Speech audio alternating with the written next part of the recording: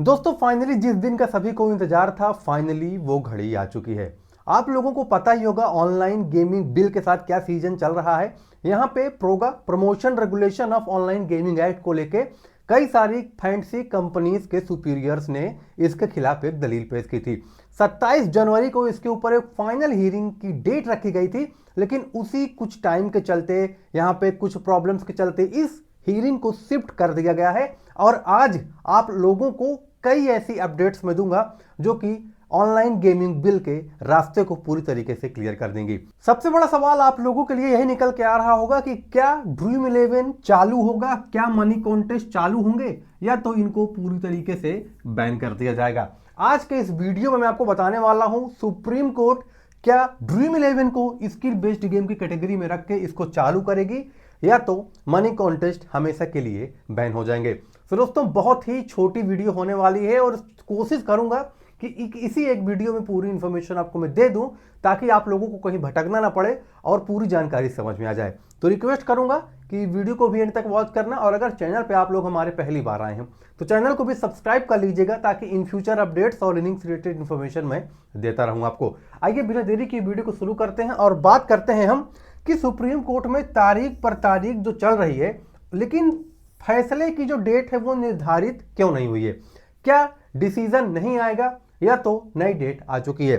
साथ ही साथ सरकार और कंपनियों के बीच क्या कोई खिचड़ी पक रही है, जिसके माध्यम से ड्रीम 11 ने पूरी तरीके से चुप्पी साध रखी है और मनी कॉन्टेस्ट अभी भी पेंडिंग में लटके हुए हैं। आइए इसके बारे में आपको मैं ब्रीफली एक्सप्लेन करता हूं, क्योंकि आप लोगों को ये तो समझना ही होगा कि मनी कॉन्टेस्ट के साथ चल क्या रहा है। सबसे पहले दोस्तों यहाँ पे बात करेंगे कि आखिर इतना साइलेंस क्यों है, लोगों में इतना आक्रामक हो गया, लोग वेट कर करके परेशान हो गए हैं, लेकिन उनको कुछ भी एग्जैक्ट सुनने को क्यों नहीं मिल रहा जो वो सुनना चाहते हैं।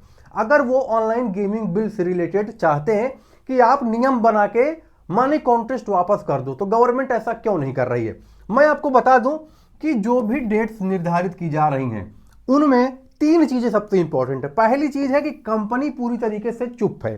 ड्रीम 11, माई 11 सर्कल, विजन 11 जैसी बड़ी कंपनियों ने पूरी तरीके से चुप्पी साध रखी है और कोई भी आधिकारिक बयान इनकी तरफ से नहीं आया है। इन्होंने पूरी तरीके से चुप्पी साध रखी है। दूसरी चीज कोर्ट डिले। सुप्रीम कोर्ट में सुनवाई लगातार टल रही है, आप लोगों को पता ही है। वकीलों में कोई जल्दबाजी भी नहीं दिख रही है, और यहाँ पे कंपनी के जो स्टेक होल्डर्स हैं वो बस इनको प्रेशराइज कर रहे हैं कि डिसीजन मेकिंग करिए, चाहे जैसे करके हमारे फैसले को इंप्लीमेशन कराइए। सीनियर जजेस के पास चली गई है मामले पूरी तरीके से। चीफ जस्टिस ऑफ इंडिया जो सीजीआई हैं वो भी इंक्लूड हो गए हैं ऑनलाइन गेमिंग बिल के मामले में, क्योंकि मामला यूनिवर्सल लेवल का बन चुका था। साथ ही साथ इनसाइट या सन्नाटा किसी तूफान का नहीं, बल्कि एक बड़े बदलाव का संकेत है। अगर बैन का डर होता तो क्या कंपनियां हाथ पे हाथ धरे बैठी रहती? नहीं, यहां पे बैन की कोई संभावना ही नहीं है, क्योंकि माननीय सुप्रीम कोर्ट ने ऑलरेडी ड्रीम 11 को स्किल बेस्ड कैटेगरी में बोला है। अब दिक्कत आ रही है मनी कॉन्टेस्ट में, लेकिन मैं आपको जो वीडियो में आगे बताने वाला हूं, इस चीज को समझ के आप भी पूरी तरीके से श्योर हो जाएंगे कि वाकई में मनी कॉन्टेस्ट के साथ क्या होने वाला है। यह आपको 99% पूरी तरीके से क्लियर हो जाएगा।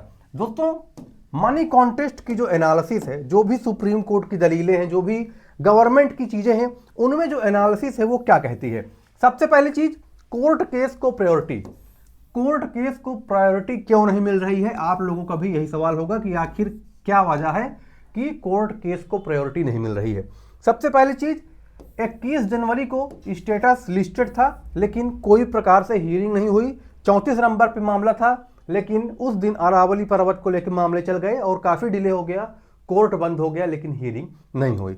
अब उसी के साथ साथ 27 तारीख को एक टेंटेटिव डेट मिली थी, लेकिन उस पर भी कोई हियरिंग नहीं हुई और कोई प्रकार से ऑफिशियल बयान जारी नहीं किया गया। एनालिसिस यह है कि ऑब्जर्वेशन में सुप्रीम कोर्ट के अन्य छोटे मोटे जितने भी केस होते हैं वो सुलझाए जा रहे हैं, लेकिन इतनी बड़ी इंडस्ट्री के केस को बार बार पीछे किया जा रहा है। इसके पीछे का सबसे बड़ा रीजन क्या हो सकता है? क्योंकि दोस्तों अगर ऑनलाइन गेमिंग बिल के माध्यम से ड्रीम 11, माई 11 सर्कल, विजन 11 को बैन ही करना होता तो मामला सुप्रीम कोर्ट में इतने दिन तक न खिसकता। इतना दिन तक सुप्रीम कोर्ट इंतजार न करता, वो बस बैन ही कर देता, फुर्सत कर देता बैन करके। एनालिसिस ये भी है कि 27 जनवरी की लिस्टिंग में कंप्यूटर जनरेटेड पूरी जानकारी थी, मैनुअल रूप से प्राथमिकता इसमें भी नहीं दी गई थी, तो ये भी केस छोटा पड़ गया था। इंटरफ्रेंस में वकील जज के बीच कोई बहस नहीं हो रही है, तभी होता है जब दोनों पक्षों के बाहर बात कर रहे होते हैं या उनके प्रति कोई दलीलें होती हैं। तो आप लोग एक तरीके से पूरी चीज ये समझ सकते हैं कि सुप्रीम कोर्ट ना तो ड्रीम इलेवन पे बंदिश लगा रहा है और ना ही गवर्नमेंट उसके ऊपर कुछ एक्शन कर रही है। बस सुनने को क्या मिल रहा है, तो एक नई तारीख मिल रही है, उसके साथ साथ कोई भी प्रकार की ना कोई बयान आ रहे हैं, ना ही कोई ऑफिशियल कंफर्मेशन आ रहा है। बस ओरली चीजें हो रही हैं, बाय रिटर्न कुछ नहीं है, ना ही लॉ बना है, बस मनी कॉन्टेस्ट बंद हो गए हैं। बाकी मैं आप लोगों से एक रिक्वेस्ट करना चाहता हूं कि जिन जिन भाइयों ने अभी तक हमारे ऑफिशियल टेलीग्राम ग्रुप को नहीं ज्वाइन किया है, मैं आप लोगों से रिक्वेस्ट करूंगा कि फटाफट जाके सभी लोग टेलीग्राम ग्रुप ज्वाइन कर लेना। इसी वीडियो के डिस्क्रिप्शन पे हमने अपने टेलीग्राम ग्रुप का लिंक दिया हुआ है, जाएंगे ज्वाइन करेंगे तो जो धमाल फैंसी से आप लोग पहले मचा रहे थे, आप समझ रहे हैं मैं क्या बात कर रहा हूं, आज भी हमारे टेलीग्राम के मेंबर वही धमाल मचा पा रहे हैं। 15,500 से अधिक लोग जुड़ चुके हैं, अब आपकी बारी है। कहीं ऐसा ना हो कि वो लोग वहां से अपनी मदद लेते रहें और आप ही किसी एक स्पेशल डेट के अवसर में पड़े रह जाएं। तो डिस्क्रिप्शन में लिंक है, एक टैप में टेलीग्राम ज्वाइन हो जाएंगे। फटाफट जाइए टेलीग्राम ग्रुप ज्वाइन कर लीजिए ताकि आप लोग भी उस फैमिली का हिस्सा बन सके जो कि धमाल मचा रही है। आइए वीडियो में आगे बढ़ते हैं और थोड़ा डिटेल में आपको मैं जानकारी देता हूं कि हमारे जो आईटी मिनिस्टर हैं अश्विनी वैष्णव, उनका क्या कहना है। क्या वो 15 दिन के भीतर कुछ तबाही लाने वाले हैं? क्या वो 15 दिन के अंदर ड्रीम इलेवन को बैन कर देंगे? यहां पे मैं आपको बता दूं कि जो सरकार है, गवर्नमेंट है जो हमारी, उनका बयान आया है कि 15 दिन और हम एक नया नियम लागू कर देंगे। 15 दिन, सरकार जो 15 दिनों के भीतर नए नियम लगाने जा रही है वो किस बारे में है? क्या वो ड्रीम इलेवन को बंद कर देंगे? क्या वो फैंसी की पूरी इंडस्ट्री को ही खत्म कर देंगे? क्या ये फैंसी के पूरे सेक्टर को ही खत्म कर देंगे? ये चीजें कैसे संभव हो सकती हैं इतने बड़े लेवल की जब इंडस्ट्री बन चुकी है? तो मैं दोस्तों आपको बता दूं कि ऐसा कुछ नहीं होगा कि इंडस्ट्री बंद हो जाएगी। इनका मानना है कि इन नियमों को तैयार करने से पहले सरकार ने कंपनियों, वित्तीय संस्थाओं और जितने भी लॉ इन्फोर्समेंट हैं उनके प्रवर्तन एजेंसियों को विस्तार से परामर्श लिया है।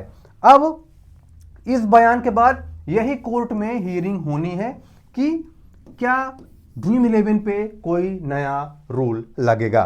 साथ ही साथ कोर्ट और कंपनियां अब इन नियमों के लिए एक गैजेटेड नोटिफिकेशन का इंतजार कर रही हैं कि सुप्रीम कोर्ट भी अपनी मनसा जाहिर कर दे तो हम लोग भी कुछ ऐसा रूल बना के, एक प्रॉपर लॉ बना के पेश कर दें कि ऑनलाइन गेमिंग कंपनियां इस रूल को मानेंगी तो चलेंगी, नहीं मानेंगी तो बैन कर दिया जाएगा। सीधा सा मुद्दा है गवर्नमेंट का, सुप्रीम कोर्ट का। और ये चीज मेरे लिए भी भाई काफी सुकून वाली चीज है कि आखिर ड्रीम इलेवन, माई इलेवन सर्कल में लाखों करोड़ों के करोड़पति अनाउंस होते थे, उनकी कोई ऑफिशियल ना लिस्ट मिलती थी, ना ही कोई उनका प्रूफन रहता था, ना ही कोई 100% कंफर्मेशन रहती थी कि जो विनर अनाउंस हो रहा है वो रियल भी है कि फेक है ना। तो कंपनी रेगुलेट करें, उनके ऊपर रूल्स लगे और तब कंपनियां चलना शुरू करें, क्योंकि गवर्नमेंट का मानना है कि यही चीजें बेस्ट हो सकती हैं और यही बेस्ट होंगी एंड ऑफ द डे। तो ये बहुत ही अच्छी चीज है। आई होप कि आप भी इससे सहमत होंगे कि भाई ट्रांसपेरेंसी बनी रहे तब तो ठीक भी है, नहीं तो हम टीम लगा रहे हैं, जीत कोई और रहा है और हमारे लाखों रुपए चले गए, तो ये गलत चीज है। ठीक है, ये आप लोगों को भी थोड़ा सा समझना है। बाकी मैं आप लोगों को बता दूं कि यहां पे अभी बैक ऑफ द वॉल क्या चल रहा है, पर्दे के पीछे क्या कंडीशंस हो गई हैं। जैसे कि मैंने बताया है, जितने भी गवर्नमेंट एजेंसीज हैं, आईटी मंत्रालय, लॉ इन्फोर्समेंट, फाइनेंशियल रेगुलेटर्स जो भी हैं, इनमें क्या हुआ है कि कंपनीज जो भी हैं फैंसी की, जैसे कि ड्रीम इलेवन, माई इलेवन सर्कल, ईटीसी और जितने भी इंडस्ट्री बॉडीज हैं जैसे कि AIGF, all India gaming federation, और FIFS, federation of Indian fancy sport, इन्हीं कंपनियों के माध्यम से, ये सीनियर लेवल के हैं, यही लोग इनको पूरी तरीके से डील करते हैं, हैंडल करते हैं। इन्हीं के रूल एंड रेगुलेशन से कंपनियां परफॉर्म कर रही थी। अब हुआ क्या है कि सरकार एक तरफा फैसला नहीं ले रही है, बल्कि इंडस्ट्रीज बॉडीज के साथ मिलकर एक ऐसा फ्रेमवर्क तैयार कर रही है जो इनोवेशन को भी बचाए और यूजर्स को भी सुरक्षित रखे। इनका मानना है किसी प्रकार से यूजर्स का लॉस ना हो, ट्रांसपेरेंसी बनी रहे, जो भी प्रकार के गलत तरीके से फंडिंग वंडिंग हो रही थी, गवर्नमेंट ने जो भी एलिगेशंस लगाए हैं इन कंपनियों के ऊपर, उस पर भी कई प्रकार से नई दलीलें सामने आए। अब ये सब चीजें जब दोस्तों हो जाएंगी तभी गेमिंग बिल पास होगा और गेमिंग बिल में ये चीजें इंप्लीमेंटेशन के साथ जाएंगी। और अच्छी बात है, देर आओ दुरुस्त आओ, लेकिन भाई किसी के साथ ऐसा स्कैम ना हो कि उनको ऐसा फील हो कि यार हमने टीम लगाया और जीत कोई और रहा है। अब एजेंडा 1 थोड़ा दोस्तों समझते हैं कि स्किल वर्सेस गैम्बलिंग, इसमें क्या कंडीशंस हैं। सबसे पहली चीज, स्किल बेस्ड जो गेम है वो पूरी तरीके से लीगल है, आज भी चल रहे हैं, और जितने भी प्रकार के इलीगल एप्लीकेशंस हैं उनको पूरी तरीके से बैन कर दिया जाएगा। ये चीज पूरी तरीके से क्लियर है और वी आर एग्री, हम सहमत हैं। कोर इशू क्या है सरकार का, स्किल गेमिंग और इस तरीके के जो भी जो हैं जो ब्लिंग वगैरह कराते हैं, इनकी जो लकीर है, इनके बीच जो दीवार है, उसको गवर्नमेंट पूरी तरीके से खींचना चाहती है। और कोर्ट का डिसीजन ये है कि कोर्ट ने फैंसी को गेम ऑफ स्किल भी माना है। न्यू रूल्स के साथ फैंसी ऐप्स को पूरी तरीके से अलग कैटेगरी में रखा जाएगा और जितने भी लीगल कैटेगरी के ऐप हैं वो चलेंगे। इलीगल कैटेगरी के जो एप्लीकेशन हैं, जो मनमानी करेंगे, जो रूल नहीं मानेंगे, उनको बंद कर दिया जाएगा। अब सब कुछ ठीक है, हम भी इस पे एग्री हैं, आप भी इस पे एग्री हो। अब सबसे बड़ा डिसीजन है कि सर कब चालू होगा, आखिर इसके लिए प्रॉपर हियरिंग कब है। तो मैं आप लोगों को दोस्तों बता दूं कि इसमें क्या चीजें हैं और कब सुनवाई हो सकती है।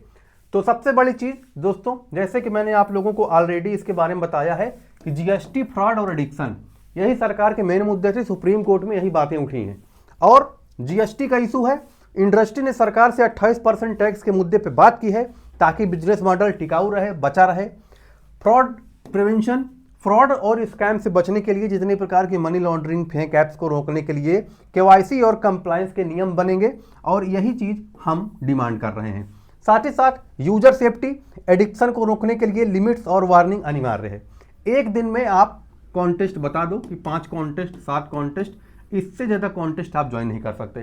पहले 20-20 कॉन्टेस्ट ज्वाइन होते थे, अब 20 गुणे 49 कर लीजिए, कितना पैसा लग जाता था, आप लोग खुद ही होशियार हैं, कैलकुलेट कर लीजिएगा आराम से और कमेंट करके बताइएगा कितना होता है।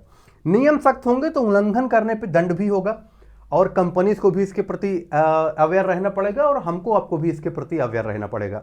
बाकी रिक्वेस्ट है मेरी कि आप लोग इस पे अपनी क्या ओपिनियन रखते हैं, क्या ये जो चीज़ें मैंने बताई हैं ये चीज़ें लागू होनी चाहिए या तो फैंसी बैन होनी चाहिए। आपका क्या मानना है, आप भी अपना पर्सनल ओपिनियन हमारे कमेंट सेक्शन में बता सकते हैं, बोल सकते हैं। और साथ ही साथ जैसे कि मैंने बोला, टेलीग्राम ग्रुप हमारा बहुत ही आवश्यक है, ज्वाइन करना। फटाफट जाकर मैं रिक्वेस्ट करूंगा उन सभी यूजर्स से जो इस वीडियो को देख रहे हैं, टेलीग्राम ग्रुप ज्वाइन कर लो भाई, आपको पछताने का मौका मैं नहीं दूंगा। और चैनल को भी सब्सक्राइब कर लीजिएगा। मिलते हैं नेक्स्ट वीडियो में, तब तक के लिए बहुत बहुत धन्यवाद।